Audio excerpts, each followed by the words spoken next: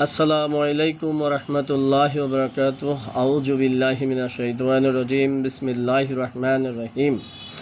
আজকে আমরা ইনশাআল্লাহ যে বিষয়টার তাফসীর অধ্যয়ন করব, বিষয়টি হলো জিনা।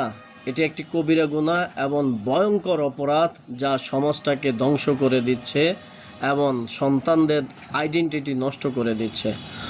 তো আল্লাহ পাক রাব্বুল আলামিন পবিত্র কোরআনের সূরা বনী ইসরাইলের ৩২ নম্বর আয়াতের মধ্যে আল্লাহ বলেছেন, বিসমিল্লাহির রহমানির রহিম, আলা তাকরাবুজ জিনা ইন্নাহু কানা ফাহিশাতাও ওয়া সাআস সাবিল। যার অর্থ হলো জিনার কাছেও যেও না, ওটা অত্যন্ত খারাপ কাজ এবং খুবই জঘন্য পথ। এখানে আল্লাহ দেখেন তিনটা কথা বলছে। এক নম্বর কথা, আল্লাহর নির্দেশ হলো এই জিনার কাছেও যায় না, এটা কাছেও যাওয়া যাবে না। দ্বিতীয় কথা, আল্লাহ বললেন এটা অত্যন্ত খারাপ কাজ, অত্যন্ত খারাপ কাজ মানে একদম ডেফিনেট দিয়ে। এবং এটাকে আমরা যদি ইংরেজির ভাষায় যেটাকে বলে অ্যাডজেক্টিভ বলেন, সেটা কি দোষ গুণ। এই জায়গায় দেখেন এটাকে এমন খারাপ বলছে যে এটা অত্যন্ত খারাপ কাজ এবং খুবই জঘন্য পথ।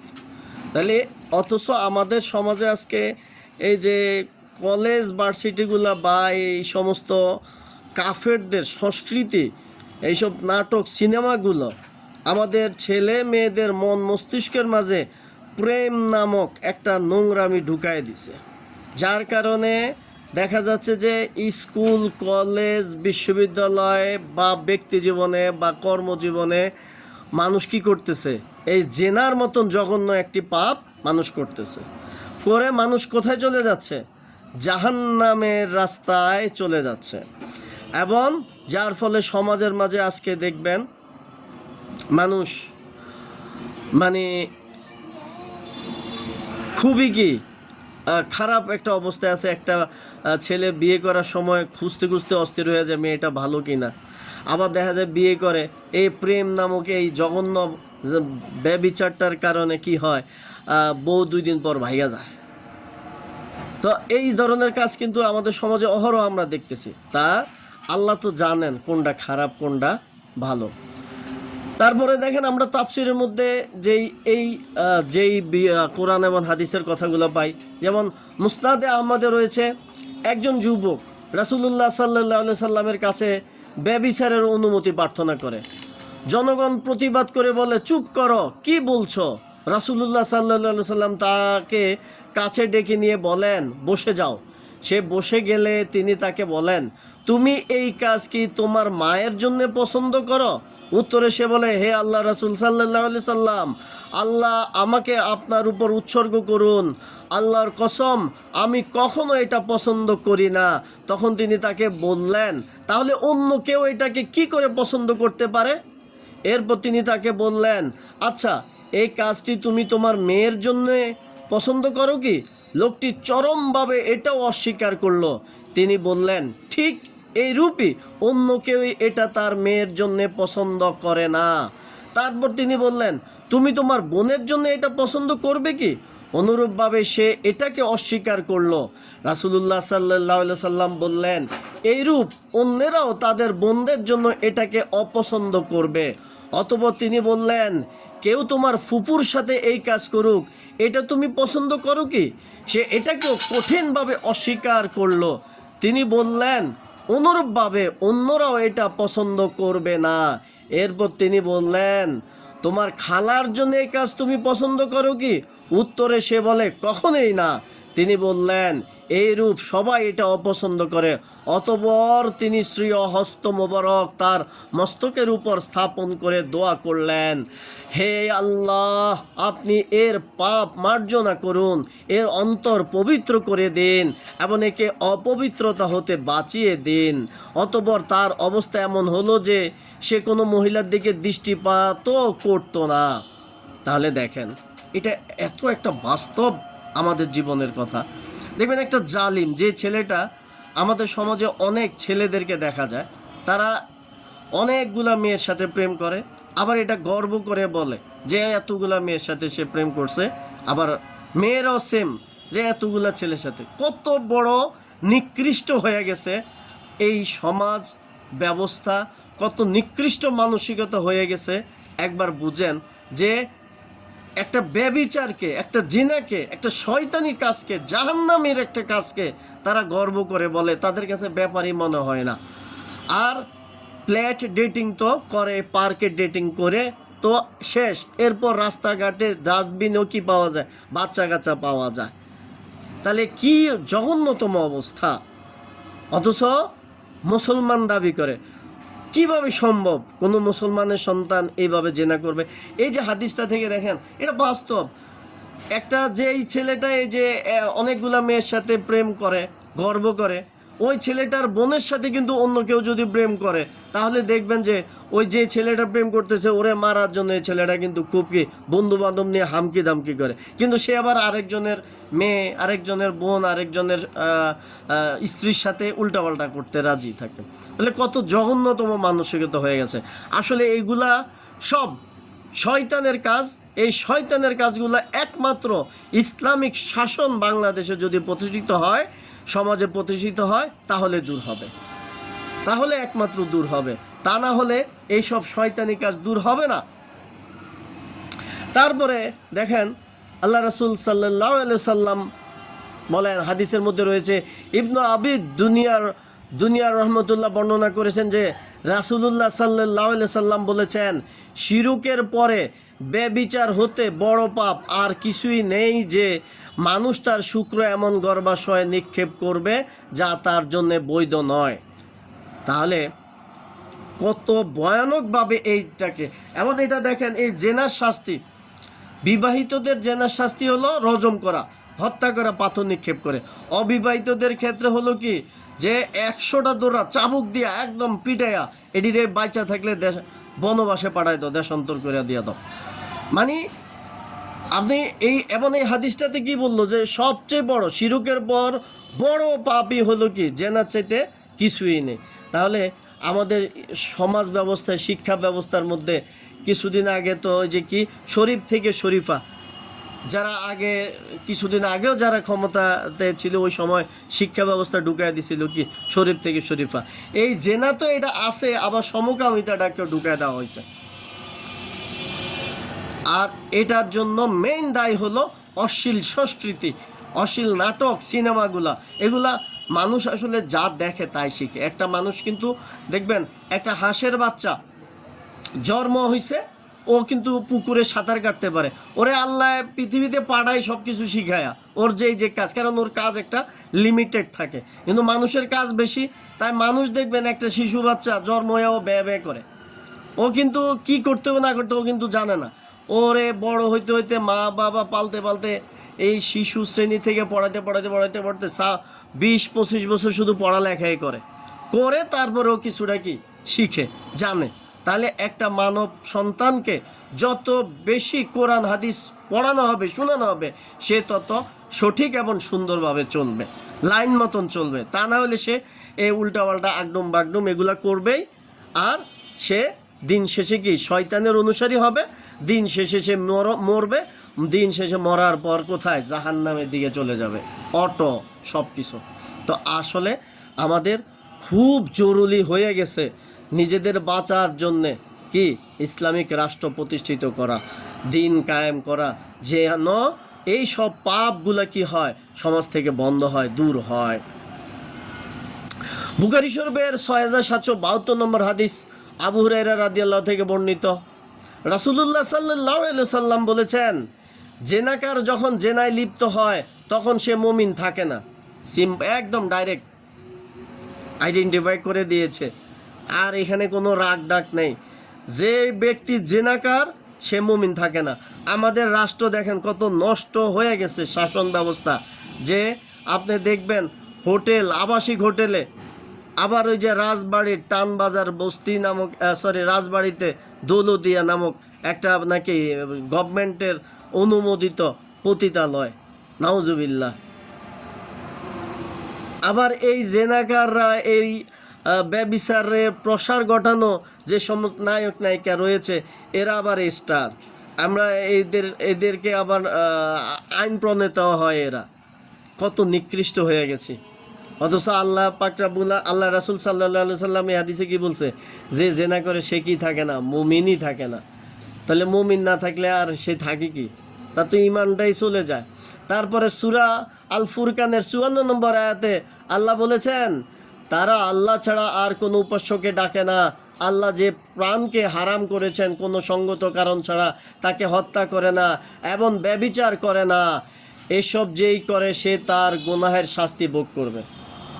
তাহলে যদি এইখানে কয়েকটা পাপের কথা বলছে, তার মধ্যে একটা কি, জেনা, ব্যভিচার। এই ব্যভিচার যদি কেউ করেন শাস্তি ভোগ করবে। তাহলে কে কোথায় যাবে, কি হবে না হবে, এটা আল্লাহ কিন্তু কি ডিরেকশন দিয়ে দিয়েছে। তো যাদের ওই সব আউলা জাউলা কাজ করার অভ্যাস রয়েছে, 100টা 200টা 50টা 10টা 5টা বা একটা প্রেম কইরা বেড়াইতেছ, তারা সাবধান হয়ে যাও ভাই। শয়তানের অনুসারী যদি হও তাহলে তোমার রাস্তা আছে কোথায়, জাহান্নাম।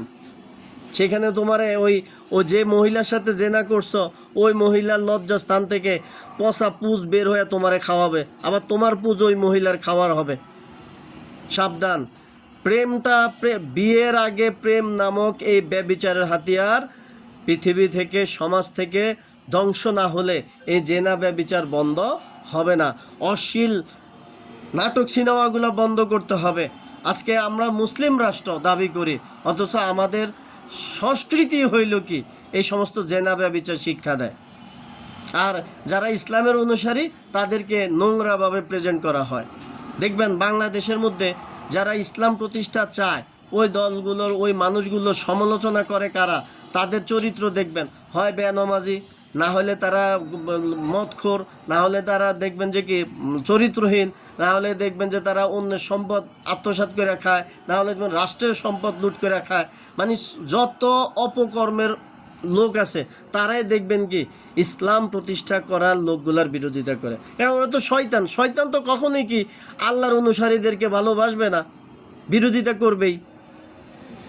তারপরে সূরা আল মুমতাহিনার 12 নম্বর আয়াতে আল্লাহ বলেন, হে নবী, ইমানদার নারীগণ যখন তোমার কাছে বায়াত গ্রহণের জন্য আসে এবং এই মর্মে প্রতিশ্রুতি দেয় যে তারা আল্লাহর সাথে কোনো কিছুকে শরিক করবে না, চুরি করবে না, জিনা করবে না, নিজেদের সন্তানদের হত্যা করবে না, সন্তান সম্পর্কে কোনো অপবাদ তৈরি করে আনবে না, এবং কোনো ভালো কাজে তোমার অবাধ্য হবে না, তাহলে তাদের থেকে বায়াত গ্রহণ করো এবং তাদের মাগফিরাতের জন্য দোয়া করো, নিশ্চয়ই আল্লাহ ক্ষমাশীল ও মেহেরবান।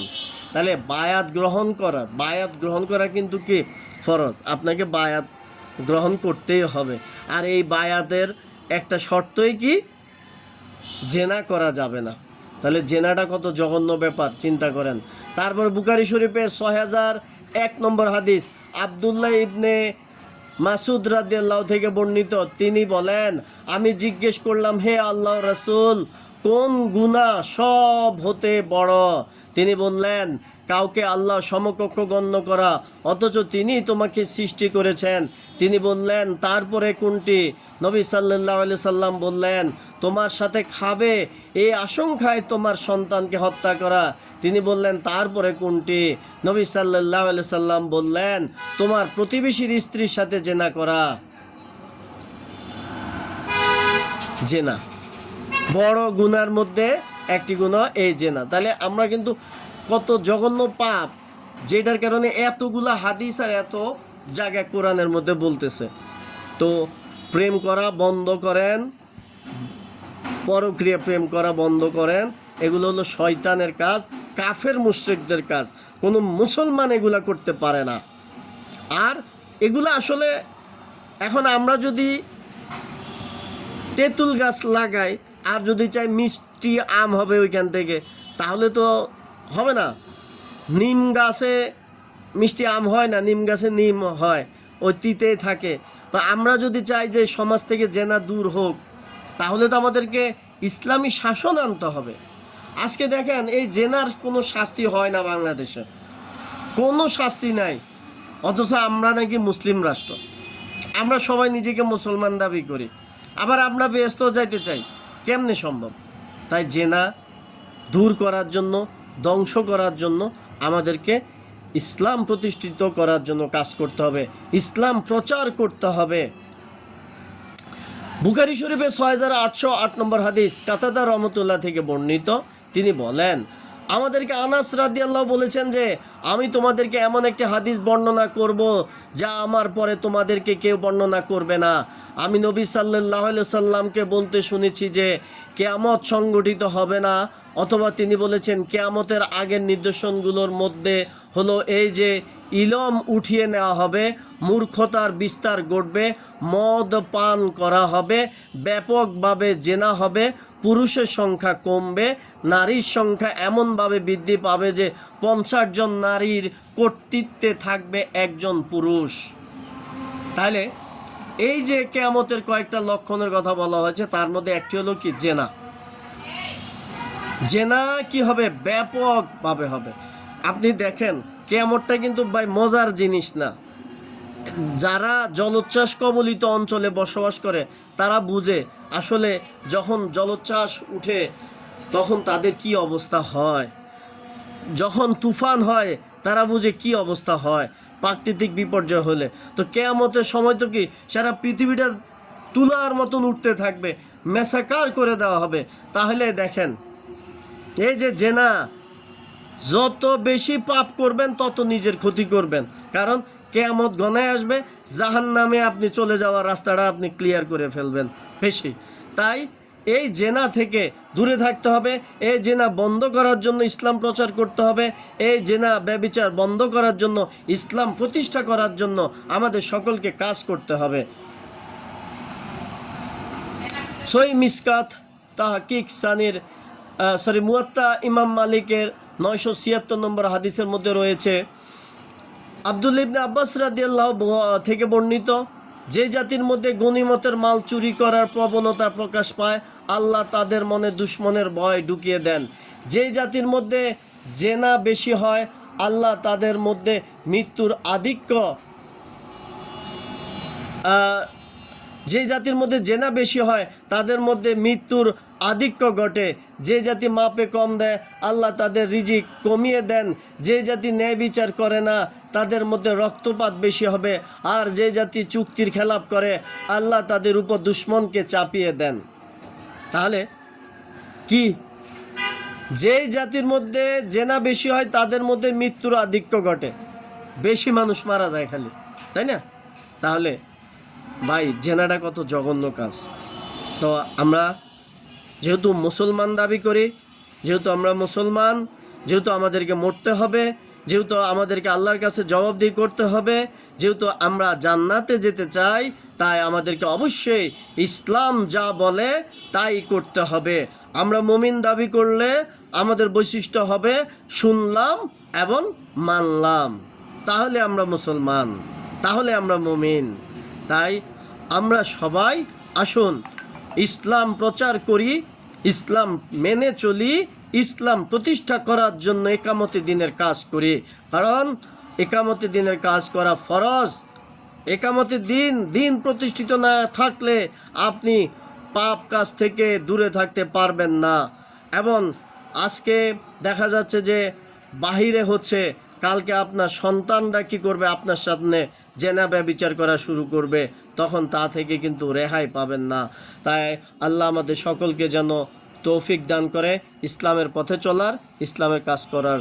আমা তৌফিকি ইল্লা বিল্লাহ। আসসালামু আলাইকুম ওয়া রাহমাতুল্লাহি ওয়া বারাকাতুহু।